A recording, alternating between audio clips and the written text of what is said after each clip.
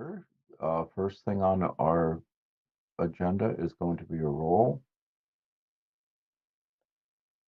Director Crane,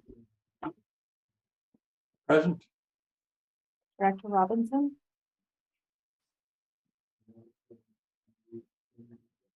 Director LaRue, Director Navarez, Director White, Here.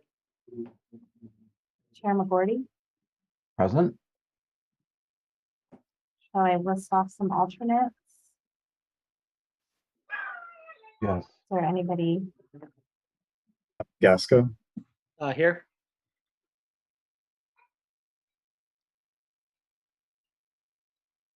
So do we have a quorum?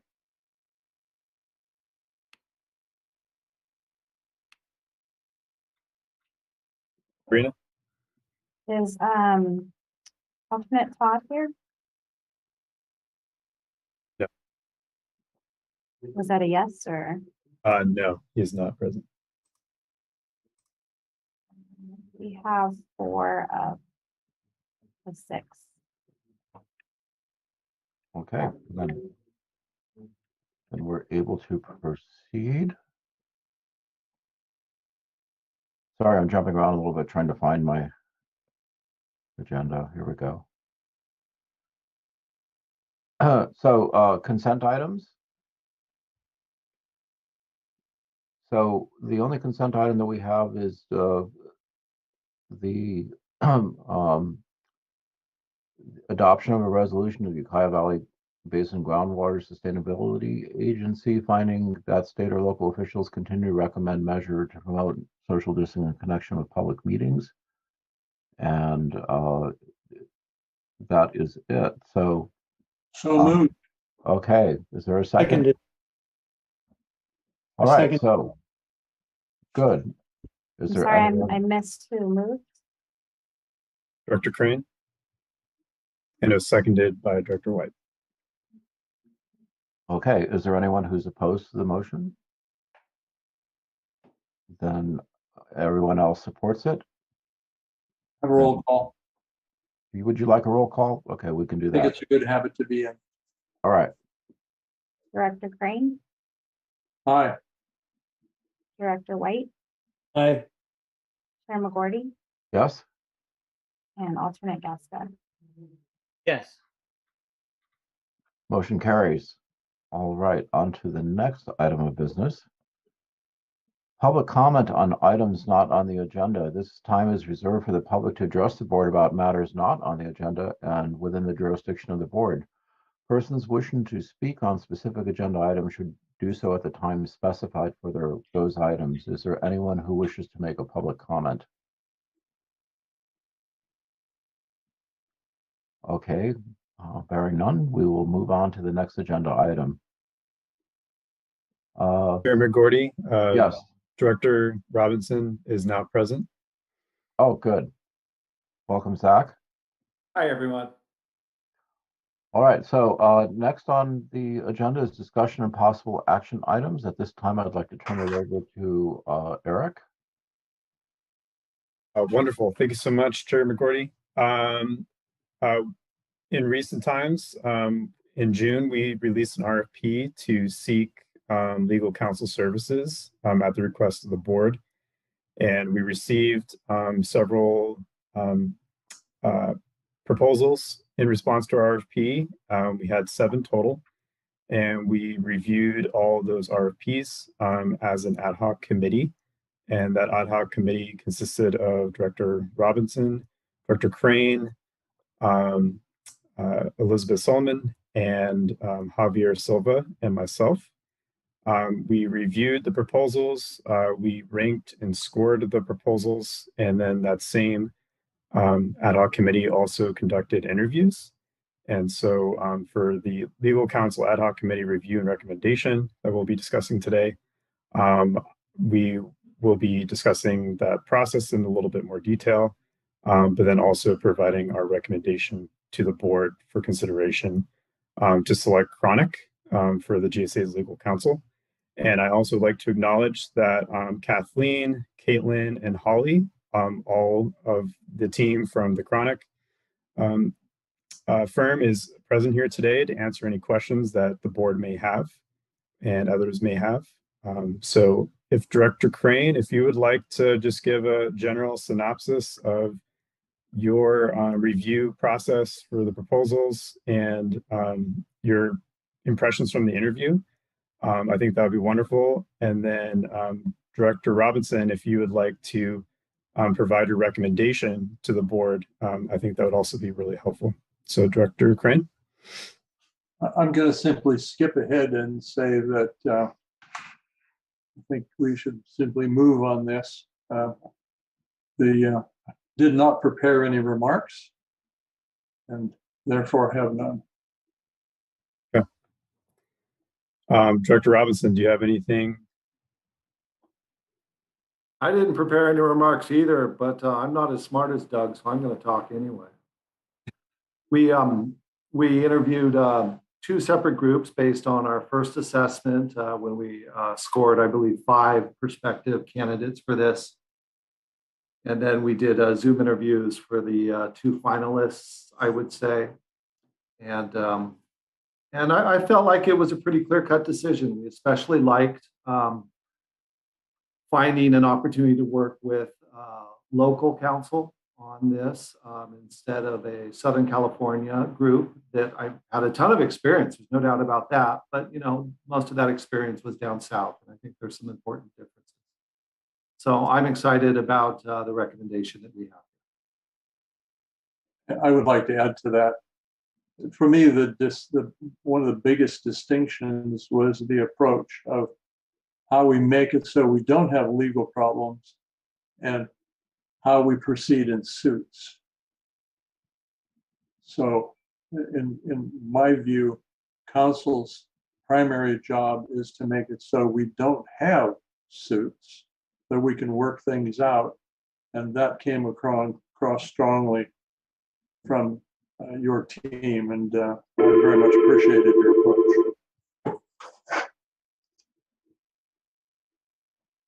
Wonderful. Thank you both for your comments. At this point, I think it'd be appropriate to have the ad hoc committee to provide the recommendation to the board to select Chronic for GSA's legal counsel. So moved. Beth?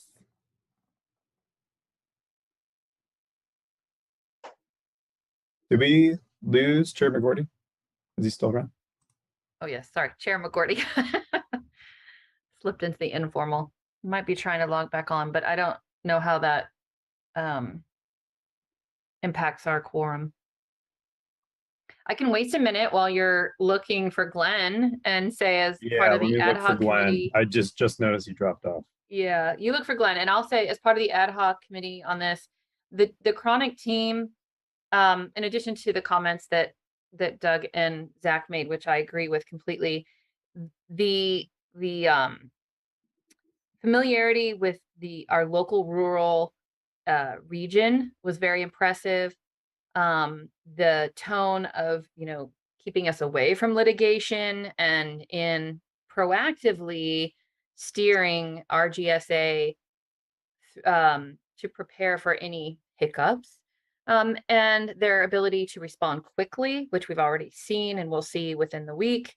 And also, I really liked that there are ways that they've already set up to get us in a good place. So with forms and process that they already have familiarity with,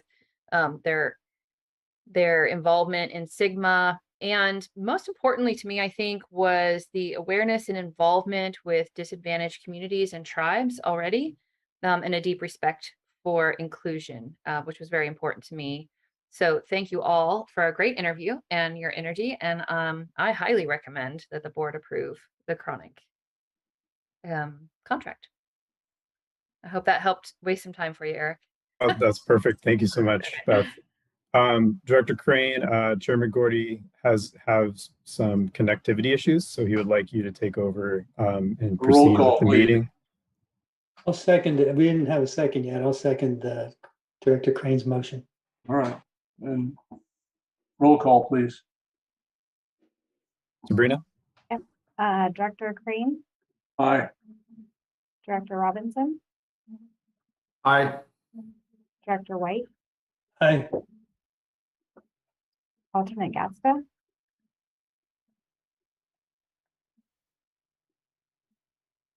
He Yeah, doesn't, he I doesn't don't get a vote. vote. Zach, oh, so, No. yeah. No vote. sorry about that. Well, with Chair McGorty gone, I'm not sure we have. Director Robinson would be next. Oh, did I miss him? No, I got him. Oh, Crane, you did? Robinson, and Okay. White. Mhm. Do I get a vote twice?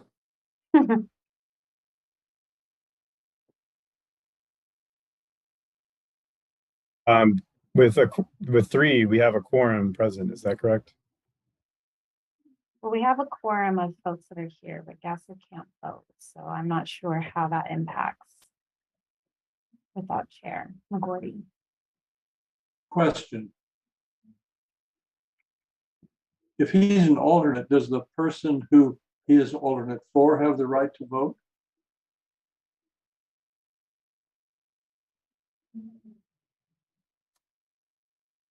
I do not have an answer to that at the moment. Let me, I think it would be just one of us gets to vote. I believe that's true.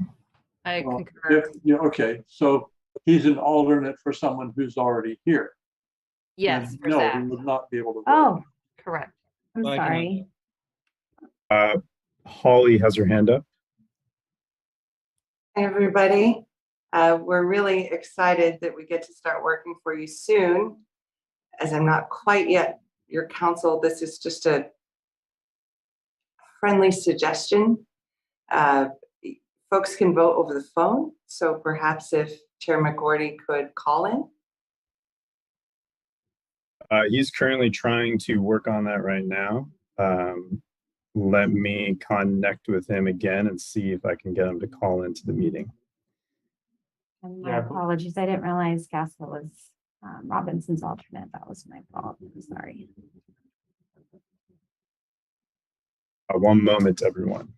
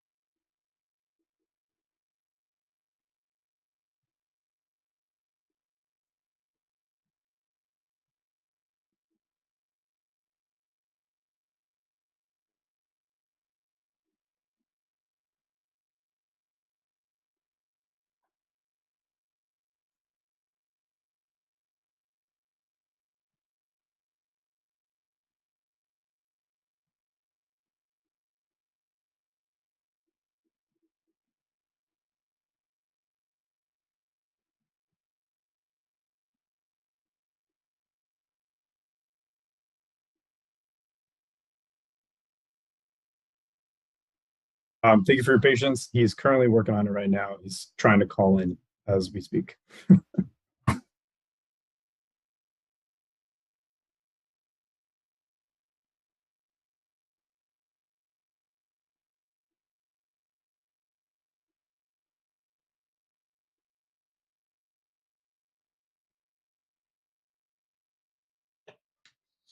Well, I can say this is the first time we've had technical difficulties to this degree, so it's been pretty smooth since.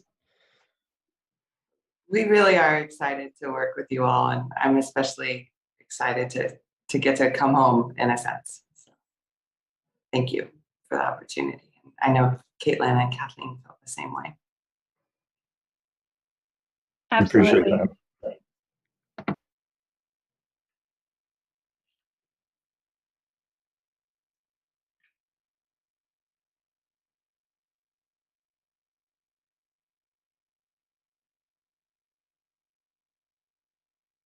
Director Crane, once Chair McGorty gets back on, would it make sense to do another roll call just to confirm who's present and then do the recommendation and then the motion? I think there's no reason to recover that ground. I think it's as simple as reporting to him who did what and what is his vote. And he will be chair at that point.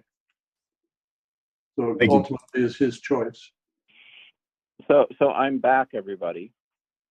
Welcome back. And, Thank you for joining. And so I don't know how you want to handle this because I'm a little bit of a loss here. It may be a plus to have Doug take over the meeting and I can step aside. Those of us who have a vote have voted in favor of those, the firm that we spoke of as being our first choice. What is your vote? Yes. My vote is yes. Then we've completed that step. So then you take the meeting from here. I can share my Okay, screen so that I can help you along. help me along because I don't think I can see everything. Yes. Did you see my screen? We The see an agenda? email. Oh, I an can't email. see anything. My everything has gone kind of blank We for see me the agenda. here. Oh. So Sure, that's what correct. is the next item on the agenda? Sorry for this, people. It's not how I usually roll. Oh, no problem. That happens. And we're nimble. The next item on the agenda. So just to clarify, we proceeded with recommending to the board that they should consider Chronic for legal counsel. The board approved that recommendation to select Chronic for legal counsel. And so now we're on 4B, which is to discuss the Chronic Legal Services contract. And so with that, the board will discuss proposed Chronic Legal Counsel Services contract, and the board will provide feedback on the contract. And the recommended action is for the board to approve the contract that's proposed. Okay, Eric, would you please lead the discussion? Would be happy to. So the contract was diligently put together between myself and Holly. We had several discussions to make sure that the contract is reflective of all the services that we would anticipate that the GSA currently needs, but also would need in the future. The contract was broken up into 4 service categories that have separate budget line items associated with it. And the first budget category is related to GSA administration. And so that would be Brown Act compliance, board meetings, and monthly check-in meetings with myself, and that type of related services. The second category is related to changes in laws and public records requests. And that is mostly focused on the executive order that we're currently looking to move forward with handling, which is the executive order N722. And then also having Chronic providing us updates on any changes in law that may impact the GSA directly or indirectly. And then also research and submit legal opinions on various topics as requested by the board. And also prepare responses that we may receive in the future related to Public Records Act and those requests. And then the third category is related specifically to the rate and fee study and the implementation of the rate and fee study. And that has a broad scope to it related to mostly with the idea of legal counsel providing the legal backstop for everything that we do and to ensure that everything is in compliance. And therefore, we are avoiding any potential legal issues and then also staying in strict alignment with the law related to rate and fee that we may want to choose to implement. And then the last category is related to litigation. There is no budget associated with that. And that is because litigation, as you're all aware, it's dependent on each case that comes forward. And so when something comes up, we would then define that budget in the scope and understand what we are dealing with, and then get board approval to move forward and do something about that. And so those are the 4 main categories I wanted to explicitly point out in the contract. And then in terms of the budget, the total contract goes for a total of 2 years for $110,000.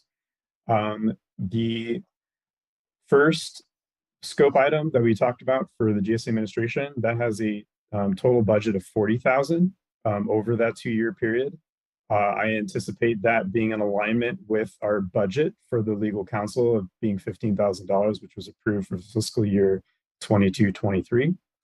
And then when it comes to the other budget items, it is dependent on if we need to utilize those services. And so for the second item related to the executive order, I anticipate us utilizing that immediately. And that has a total budget over the next 2 years of $20,000. And then for the third category, which is specifically for the rate and fee study, if the GSA plans to pursue and actually pursues the rate and fee study, regardless if it's funded by the GSA or a grant, that has a $50,000 budget over a 2-year period. And so that is how this contract has been laid out, to give the GSA control over what services we plan on utilizing. And if we need to utilize them, then we can utilize them. In reference to the budget, since I know that could be a concern, we do have reserves to handle the extra budget that I anticipate we will use related to the executive order. So that is not a concern to myself from the fiscal management perspective for the GSA. And that's everything that I think could summarize for the contract itself. So I will pass it back to you, Chair McGordy.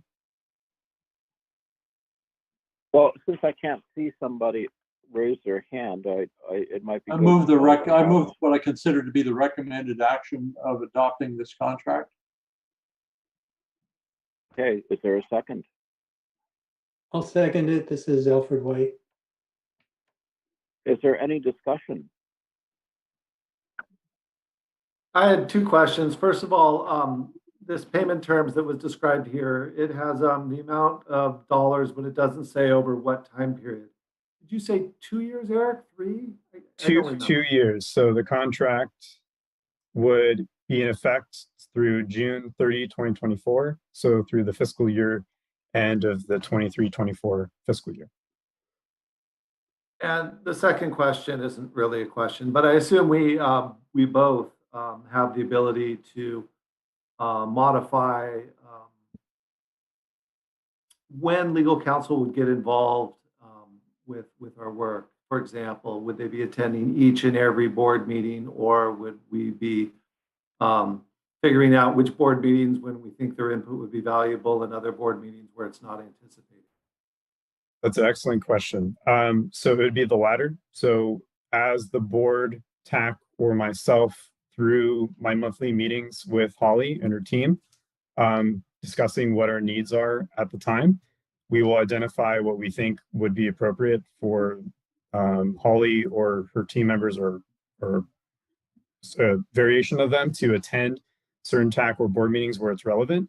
And I would also run that by Chair McGordy to also get his feedback on that as well. And also with Beth to make sure that we're using our budget wisely where we can, and we're utilizing them and having them attend when it's necessary to share information that is more delicate or is better for them to explain than it is for me or someone else to explain. That all sounds good. And then lastly, the contract doesn't say anything about a single point of contact, does it? Because I would like to clarify that down the road. So I just want to make sure it's not buried in the contract somewhere. That will be me, Zach. And then on our side? Eric. Okay. Is that in the contract, or is that just what we're going to start with?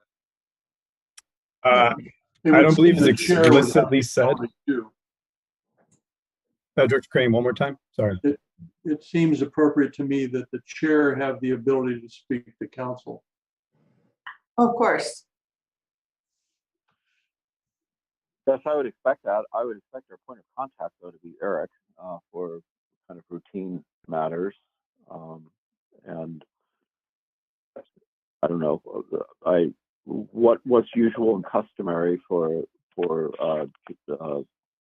JPAs. You know, I'd like to make a comment on that, if I might. On our Russian River Flood Control Board, we ran into quite a bit of problems when both the general manager and the board chair could take a direct line to the attorney, particularly if they were not in agreement on something. And we have since instituted a policy where our general manager is the point of contact, and if the board desires to speak directly with the attorney, then that occurs when the entire board is present. And I think that's a good policy. I would accept that. What are your thoughts, Chairman Gordy? Well, yeah, it seems reasonable because we want to be sure that we're, given that we don't have a huge budget, we kind of ration our finances for legal counsel. And I also think just in the area of transparency, it's good to have the group present when we're speaking with counsel. Yes, But that's a and separate issue. Go ahead. what I would also propose, and what I was already planning to do, and I will explicitly say it now, is that our monthly meetings, I would share the summary and main highlights from our discussion with the board. So that way everyone is apprised and aware of what was discussed and where we're currently at.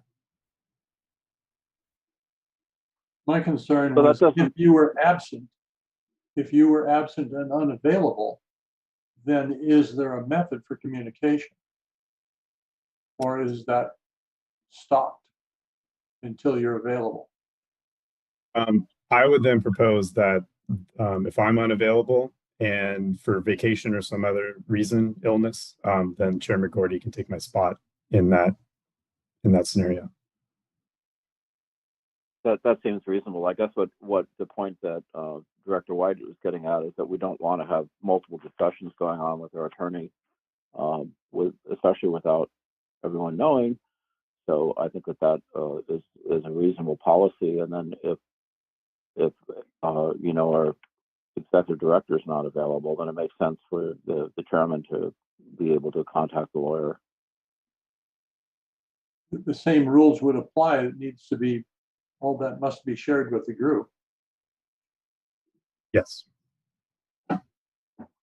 Yeah, I hope we'd never be in a situation where that happened. I think it's better to have a plan if it does than not have a plan if it does. And if it helps, I can write up in my staff report with some of my other thoughts, just in general. I could also add that this is the proposed process, and then at least we have a documentation of this is how we plan on handling it going forward.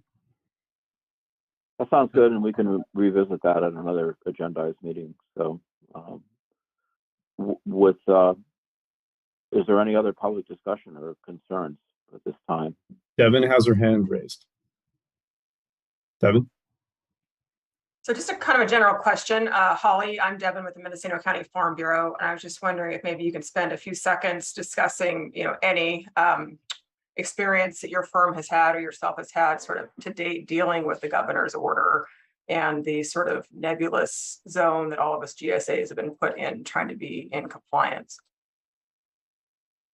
Yeah, absolutely. I'm not in a position to give legal advice until I, start, but in terms of experience dealing with the governor's order, actually Kathleen on our team has worked with that issue before and is currently doing some analysis on that topic. So Kathleen, can you speak to that, please? Well, as of right now, especially with the AB 2201 not making it through the assembly, that's another issue that we're considering as well. So things are a little bit in flux right now. We're currently reviewing your draft process for processing well permit applications and the compliance form as well. And I've drafted some comments regarding those two items, but am waiting to coordinate with the rest of the team prior to sharing our findings on those two items. We So we it do sounds like you're- represent, oh, sorry, go ahead. I was going to say, it sounds like you're already on top of it, then you're already thinking about it. Yeah, I wish I had better answers for you right this second, but we are looking into it.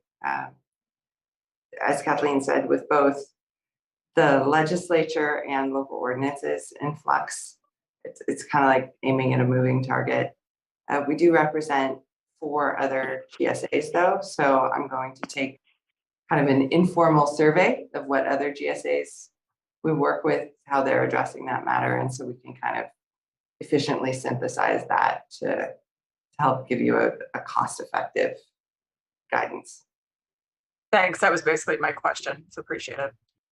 Great, good question. Thank you. Are there any other questions?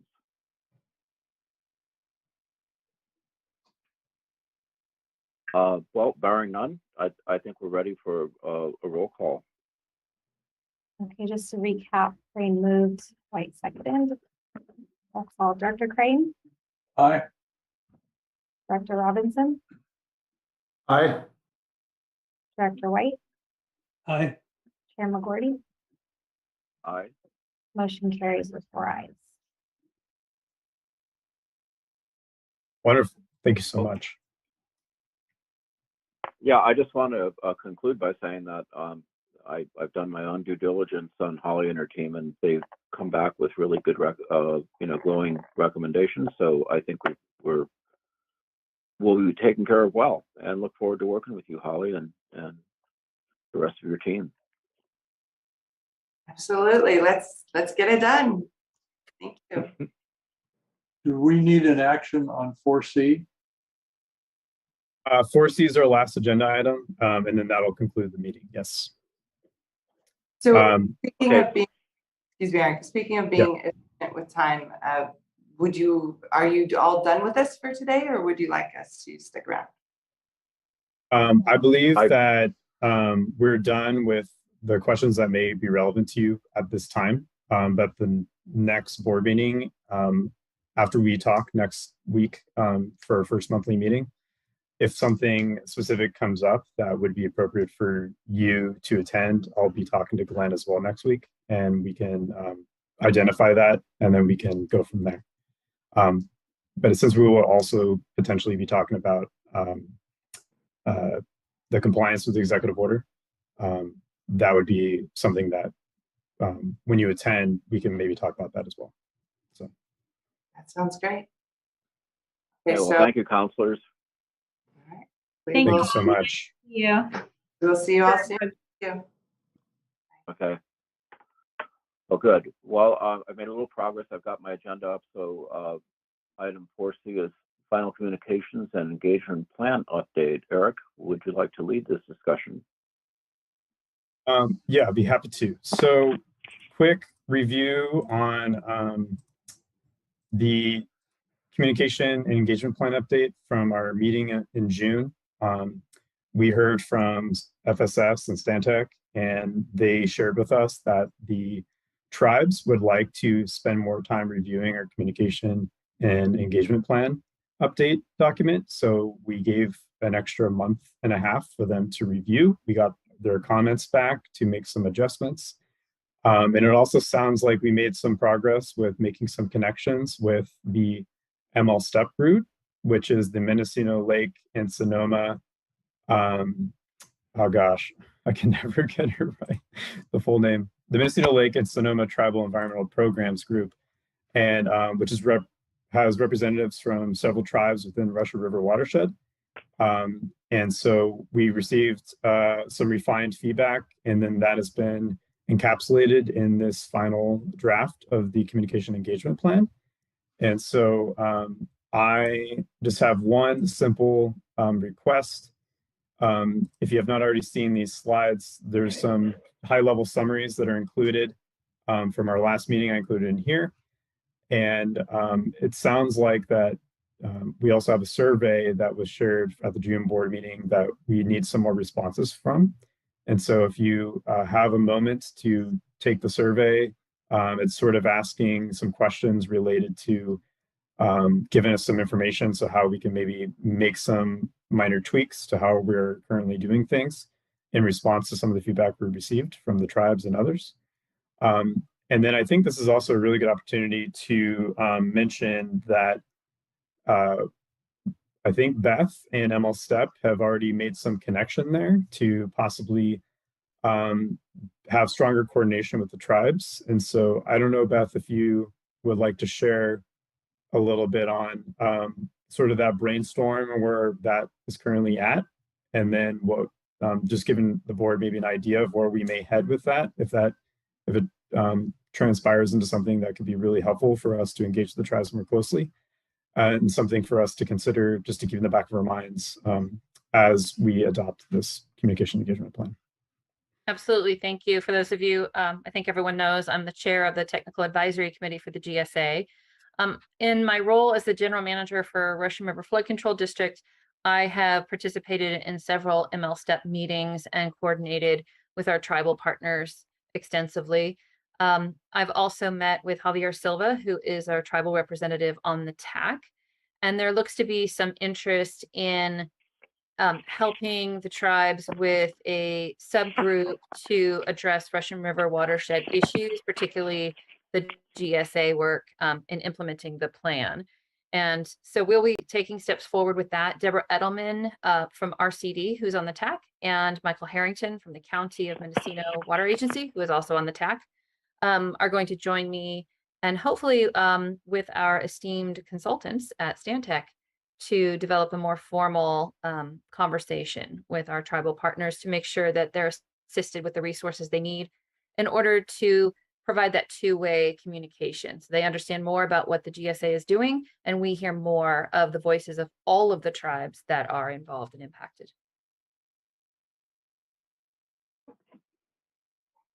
Well, thank you for that, Beth. I'm back. Can everybody see me? You can. All right, good. So, I know that the governor is very, very interested in having more tribal input on resource management in California. And I had a conversation with Eric about it. Eric, you just might mention what you relate to me. Oh, yeah. So it sounds like with our new legal counsel that we now have on board, which is fantastic, she's had some strong connections with the state folks who are working with the tribes. And it sounds like because of her uniqueness in that the GSA has a tribal seat, and if we can be more engaged with the tribes and collaborating with them, that could be really beneficial to us as a GSA to work more closely and be in sort of understanding of what's going on from that aspect of the state, working with the tribes and managing the resources and the conservation in the state. So I think that's a really great opportunity that Holly mentioned is a great benefit for both the tribes and for us. So I think that's something that was an important data point to include. And Chairman Gordy, I noticed that Devin has her hand raised, and I didn't want to miss that. Go ahead, Devin. You're next on my list. Thank you. I guess, you partially answered my question, Eric, but this might be something to consider, whether that's yourself or Beth. I guess part of my question has to do with how the tribes envision their tribal representative interacting with them in terms of bringing, the content from these meetings back. I know one of the items on the slide said something about inconvenient meeting times. That's kind of part of the role that all of us play in these meetings, is to be that liaison, back to the specific, community or entity that we are impartially, representing in these conversations. So it'd be nice to kind of get that feedback in terms of, how that interaction is going to work. I think Beth can speak to that better than I can take that. Thanks, Eric. Yes, that is on the top of the list, Devin. I did speak to Javier about that extensively. And that is one of the things we want to first address, is how, what is the communication process and mechanism that will work best. And and being able to provide these updates and two-way communications outside of the formal meeting if it is an inconvenient time for folks to come to the meeting. So yes, absolutely. I just think the way that it's set up at the moment, it is very taxing for the tribal representatives to disseminate and collect that information on their own.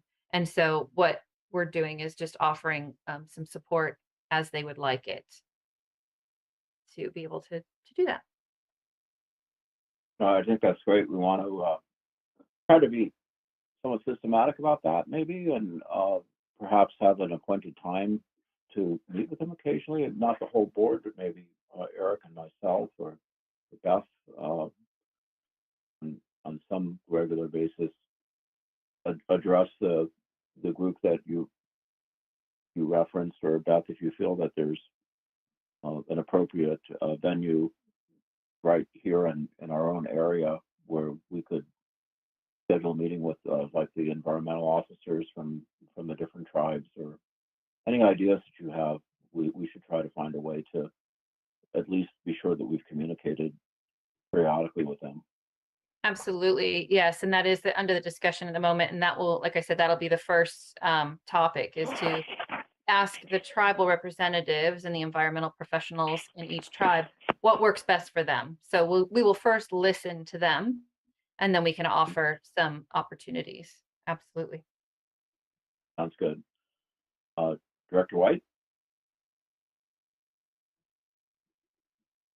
Yeah, so, I hear this term used, the tribes, which is a little vague to me. What exactly are the tribes? I know what the city is.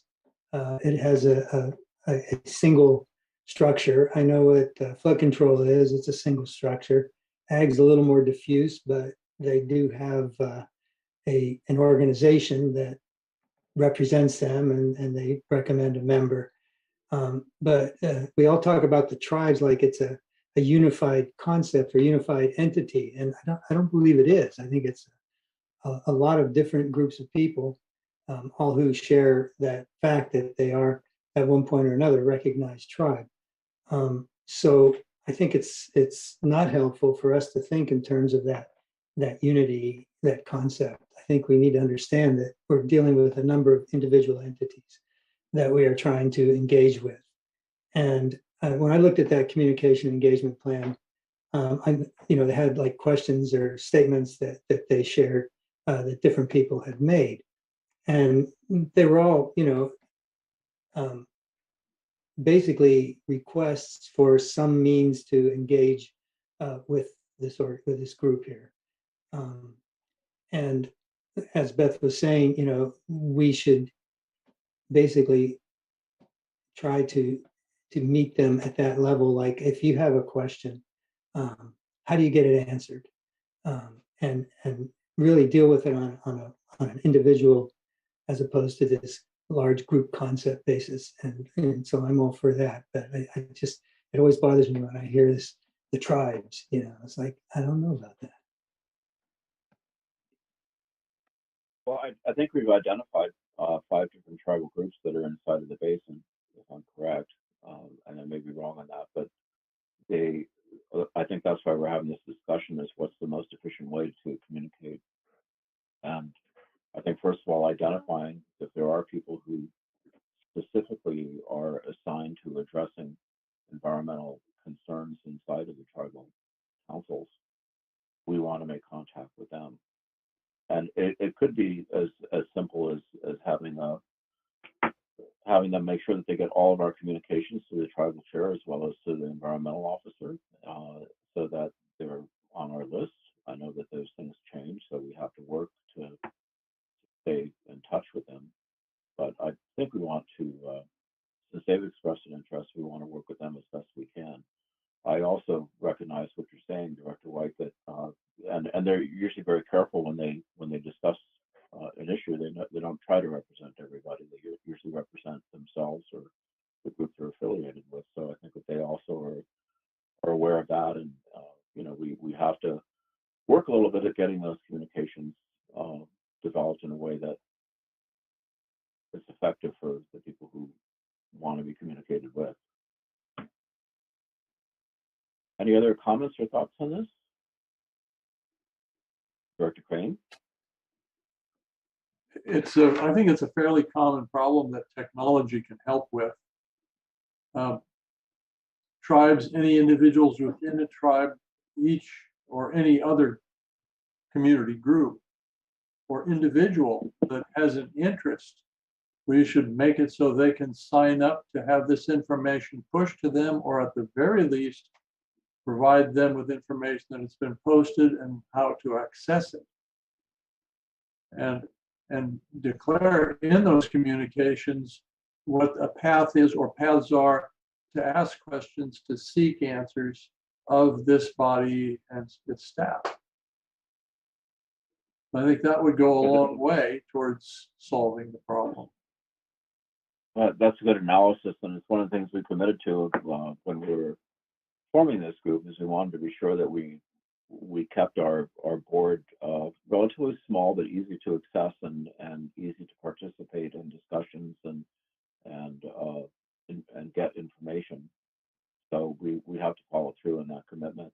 We are recording our meetings, so there's certainly that option that people can go back and review them if they want to. So we should make it easy for that via YouTube or any other way that technologically makes sense. So I agree with you 100%, Director Crane, on this, and we will continue to work on this as part of our plan implementation.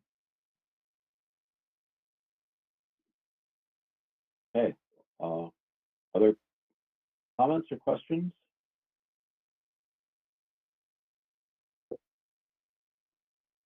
If not, then I would entertain a motion for the recommended action, which is to accept the plan.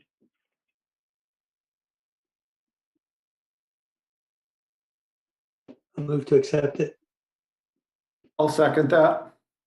This is Zach Robinson. Okay. Any further discussion? If not, roll call vote. Director Crane, Aye. Director Robinson, Aye.